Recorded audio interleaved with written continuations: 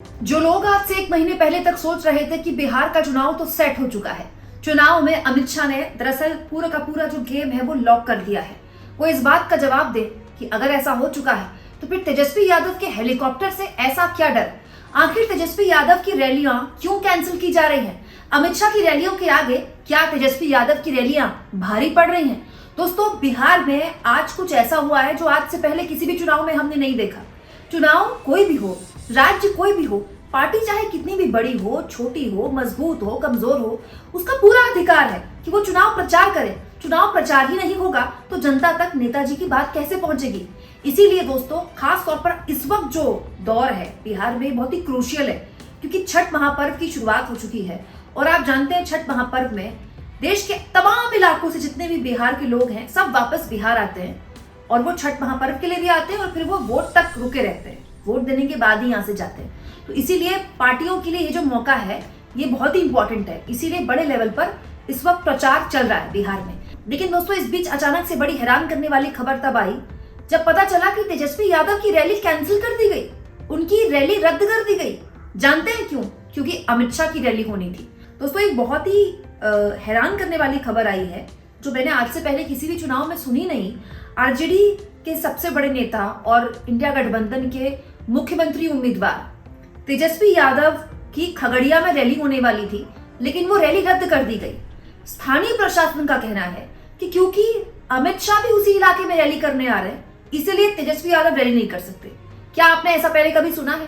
दोस्तों, लोकसभा चुनाव में तो ऐसा बथेरी बार हुआ है कि एक ही शहर में या एक ही राज्य में अलग अलग नेता एक साथ प्रचार के लिए आते हैं, लेकिन ऐसा कभी नहीं हुआ कि एक ही रैली कर सकता है दूसरी नहीं कर सकता है। लेकिन ये हो रहा है बिहार में। तो बड़ा सवाल यह है दोस्तों कि क्या तेजस्वी यादव की बढ़ती पॉपुलैरिटी से अमित शाह और उनकी चाणक्य नीति और एनडीए इस कदर परेशान हो गया है कि डबल इंजन का पूरा जोर इस बात पर है कि कैसे भी तेजस्वी यादव का हेलीकॉप्टर उड़ान न भर पाए।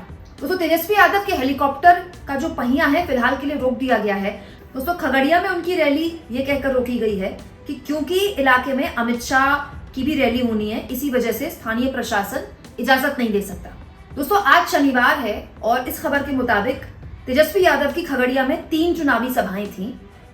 25 अक्टूबर को 11 बजे परबत्ता विधानसभा में, इसके बाद एक और जगह उनकी रैली थी, लेकिन शहर के सासापुर मैदान में उनकी सभा की इजाजत उनको नहीं मिली। ऐन वक्त में उनको बताया गया, क्योंकि ये कहा गया कि शनिवार को यानी कि आज ही खगड़िया शहर के ही जीन केटी मैदान में अमित शाह की चुनावी सभा है, और क्योंकि केंद्रीय गृह मंत्री अमित शाह को सुरक्षा देनी है, इसीलिए हम आपकी रैली नहीं होने दे सकते। ये स्थानीय प्रशासन ने कहा है।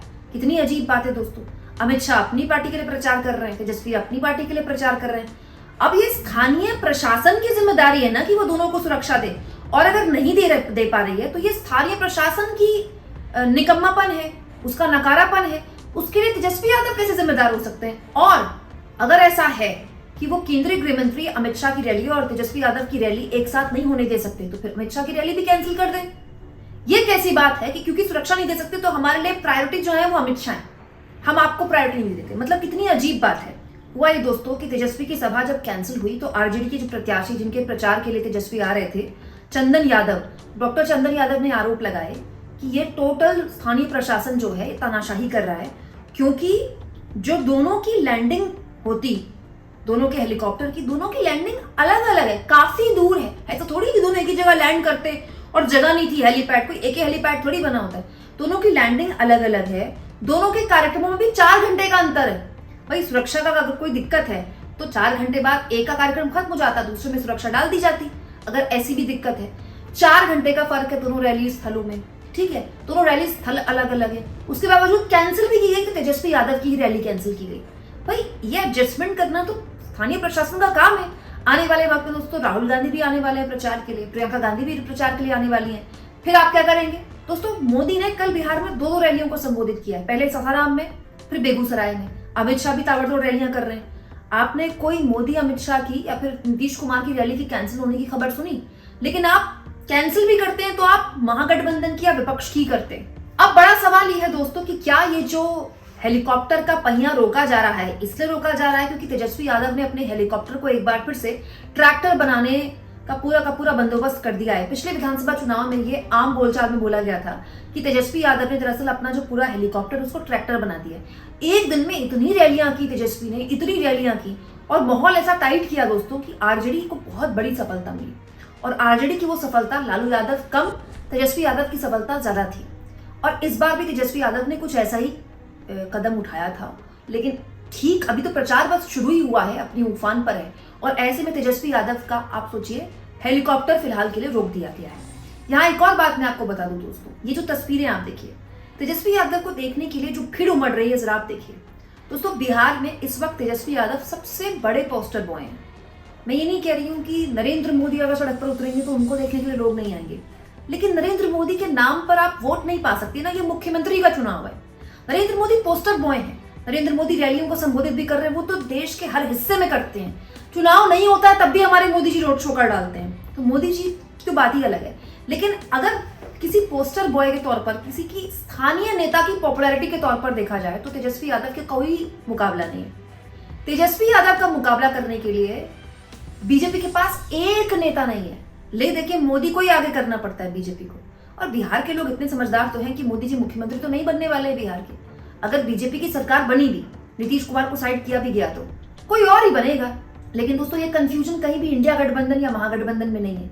और आप भीड़ भी देखिए, क्या बीजेपी के पास कोई एक नेता है जो इस कदर भीड़ सड़क पर उतार दे?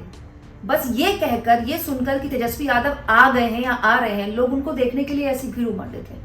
ये उनकी आज की सभा की तस्वीर आप देख लीजिए, भीड़ देख लीजिए। तेजस्वी और लोगों के बीच कोई मतलब दायरा नहीं है। ये फायदा भी होता है क्योंकि पीएम जहां भी रैली करते हैं वहां फर्क बहुत होता है, क्योंकि सुरक्षा कारणों की वजह से। इसका फायदा तेजस्वी यादव, अखिलेश यादव सब उठाते हैं, इसीलिए जनता के बीच का जो फर्क है वो कम होता है। जनता अपने आप को और कनेक्टेड महसूस करती है नेता से। लेकिन आप सोचिए, मोदी और अमित शाह कितनी भी चाणक्य नीति अपना ले, लेकिन आज तक बिहार में एक नेता नहीं दे पाए ना, तो नीतीश कुमार को रिप्लेस कर दे। आज भी नीतीश कुमार के नेतृत्व में ही सही, लेकिन चुनाव उन्हीं के चेहरे पर लड़ना पड़ रहा है ना। सीएम बनाए ना बनाए वो अलग बात है। इसीलिए है दोस्तों, क्योंकि मोदी जी नहीं दे पाए एक नेता। और ये भी सच है कि महागठबंधन के पास इस वक्त जो सबसे पॉपुलर फेस है वो तेजस्वी यादव, इसमें कोई दो राय नहीं। तो क्या इस पॉपुलैरिटी से घबरा गई है बीजेपी? क्या बीजेपी को बात समझ में आ गई है कि सीएम उम्मीदवार के तौर पर तेजस्वी यादव के नाम को हरी झंडी महागठबंधन ने जिस तरह दी है, यहां से पूरा का पूरा खेल जो है बिहार चुनाव का बदल सकता है। आप इस मुद्दे पर क्या सोचते हैं? कमेंट बॉक्स में जरूर लिखें, और जितना हो सके चैनल को शेयर भी करें दोस्तों, सब्सक्राइब भी करें, और थैंक्स और ज्वाइन के ऑप्शन से अगर आप चाहें दोस्तों तो कुछ आर्थिक मदद भी चैनल की जरूर करें।